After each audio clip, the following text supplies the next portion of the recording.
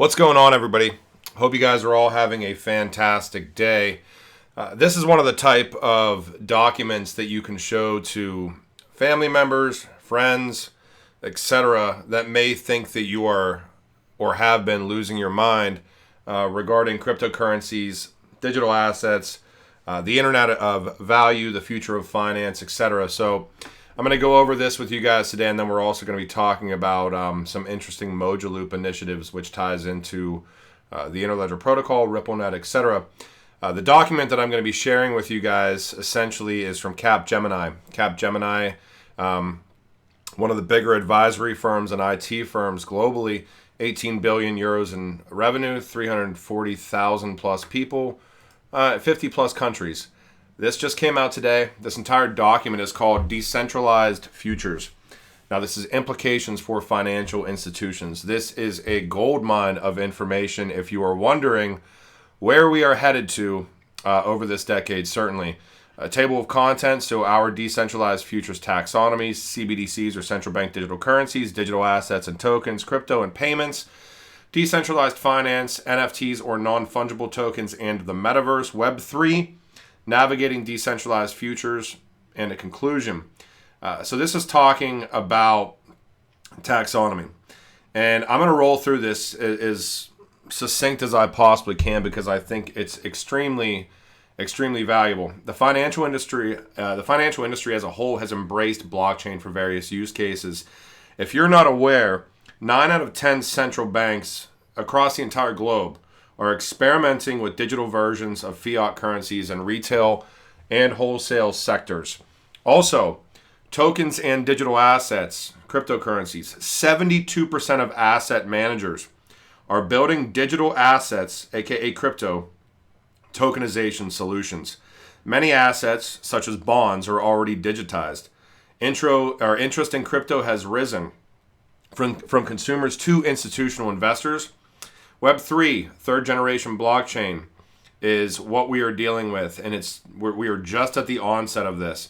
As I've talked about many times, in my opinion, Web3, DLT, blockchains, DLT and blockchain essentially is going to swallow a lot of the traditional financial industry. All right, so I'm going to go through and see if I can find any heavy hitting facts within this. Central bank digital currency, as we already talked about, 9 out of 10 central banks exploring digital currency, with more than 50% of banks globally now running concrete experiments or developing central bank digital currencies. So the dollars that you have in your wallet are slowly, certainly being phased out. Types of CBDCs it gets into a little bit there as well. The need for interoperability, it's talking about some of the different initiatives as well. Digital assets and tokens. Financial market infrastructures. Talking about some pilots. The European Union creating a pilot regime, a DLT pilot for financial market infrastructures for trading and settlement of tokenized securities. The legislation for this DLT pilot has been finalized and expected to be effective starting literally in March of next year. The UK government working on a regulatory sandbox for financial market infrastructure using distributed ledger technology, which will also be operational in 2023. Euroclear has launched an initiative called Distributed Financial Market Infrastructure to unlock market efficiencies using distributed ledger technology. The Monetary Authority of Singapore, pilot aspects dealing with DBS Bank, JP Morgan. New asset classes. Perhaps even more interesting application lies in fractionalization, wherein tokenization of traditional assets permits fractional ownership of those high-value assets. Tokenization has the potential, not only does it have the potential, it will, in my opinion, unlock trillions of dollars in trapped liquidity that currently exists in financial infrastructures today. Unlocking trillions of dollars in trapped illiquid assets. Let me get to some names here. Digital asset custody, implications in outlook, etc., etc. Cryptocurrencies and payments. Asia Pacific region is leading right now in crypto adoption. Crypto has emerged as an alternate source of livelihood amid economic turmoil in countries like the Philippines, with the emergence of play-to-win games.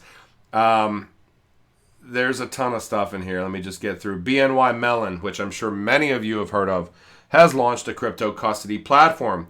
Commonwealth Bank of Australia has designed a crypto exchange and custody service feature on its CommBank app. Nomura, which is a gigantic banking organization out of Asia, is establishing a new subsidiary to assist their institutional clients to start investing into cryptocurrency. Visa has launched a global crypto advisory practice. Goldman Sachs offering Bitcoin-backed loans. This is just where we're heading, ladies and gentlemen, and it is straight forward. The writing is already on the wall. It is right in front of everybody's face. And it's a shame to me that more people globally are not seeing what's going on. I still think that we're really kind of truly the 1% that's participating. MasterCard integrating crypto into loyalty solutions, aka rewards points, enabling its partners to offer crypto rewards to customers. American Express launching a cryptocurrency card in collaboration with Abra. Stable coins. Talking about the EU down here. Decentralized finance, or DeFi. I'm pretty sure they have some decent facts in here as well. I'm not going to catch all this. This is 22 pages long, everybody, but I'm going to try to get through as much as I possibly can for you guys because I think it's valuable. If you want to check this document out, you can go to Capgemini's website, but I'm going to try to roll through this for you guys. DAOs, or decentralized autonomous organizations, etc. I think there's a mass influx here. Digital assets worth nearly $14 billion in U.S. are held in the treasuries of the top 20 DAOs, etc., etc. Microsoft is exploring the space with its Microsoft Azure Active Directory verifiable credentials. NFTs, non-fungible tokens in the metaverse. The total value traded in non-fungible tokens, and there's a big misconception around NFTs. I know that a lot of people think that they're pictures of JPEGs or pictures of animals or, nonsensical, and that, to an extent, there probably are a lot of bad actors in this space. But really where NFTs go, are certainly tokenization of things like real estate, tokenization of things like our personal credentials.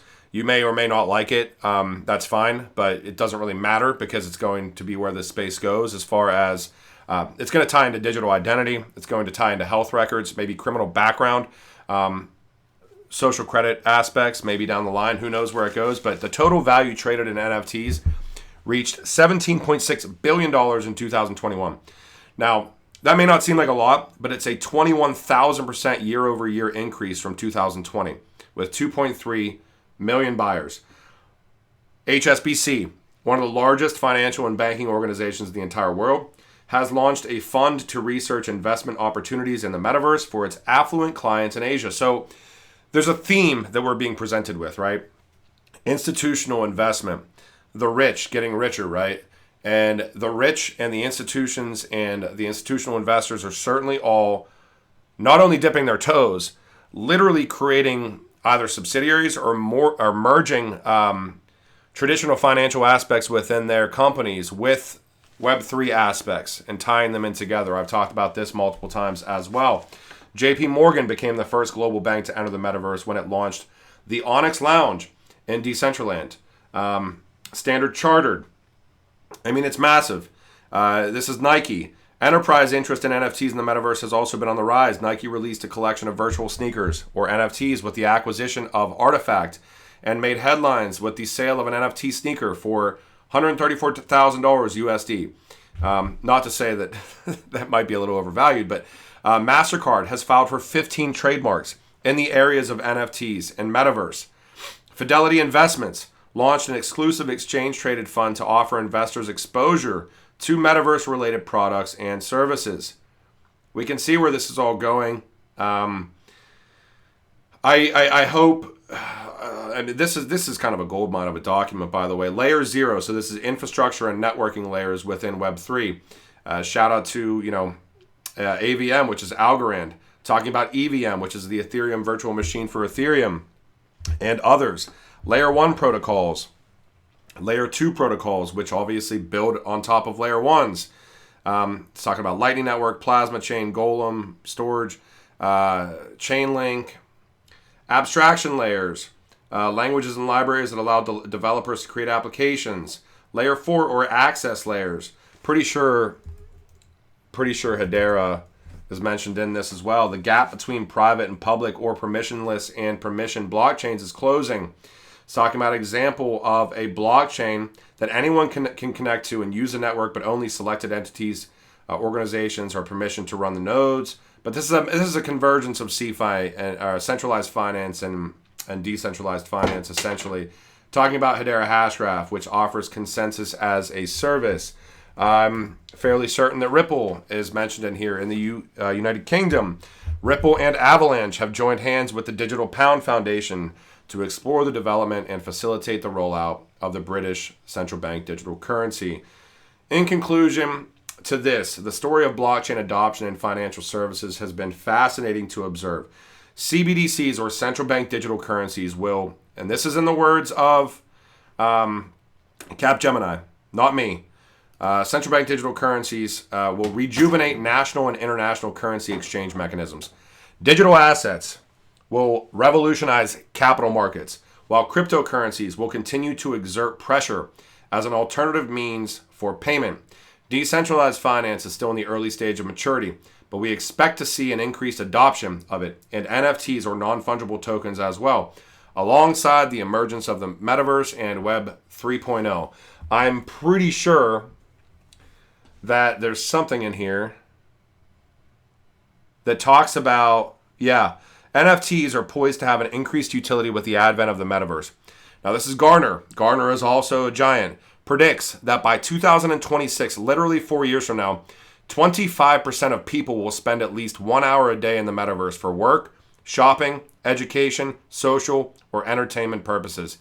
Non-fungible tokens could serve as the medium of value exchange in the token economy because the tokens are unique. NFTs can be used for utility items such as land purchase, as well as access tickets to various events in this space, etc., etc., etc. I know that's a lot of information. I'm probably going to roll out a second video here today because this is a lot, but I will provide the link for you guys for this as well within this video.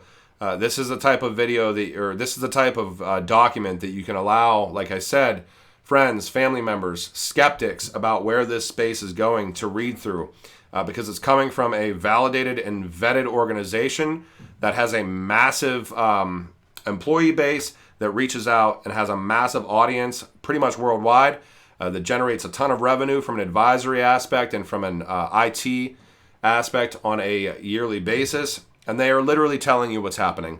And it's pretty clear cut and dry. I mean, those of us that have been here, we know that. It's a waiting game because we're in a portion of the cycle right now where it's pretty boring. We had a major crash, obviously, but it's kind of that hype versus reality portion where a lot of the market value flushes out of things that are just not as sustainable. And then the cycle restarts again, just because of innovation, just because of adoption. And we can see all the adoption. This document tells you what adoption is occurring. It tells you what's coming as well. They may not get it 1,000% right within these documents, but they're going to it's going to rhyme with where we're at in a few years, 1,000%. I hope you guys enjoyed this video, and I will talk to you when I talk to you. Thank you. Bye.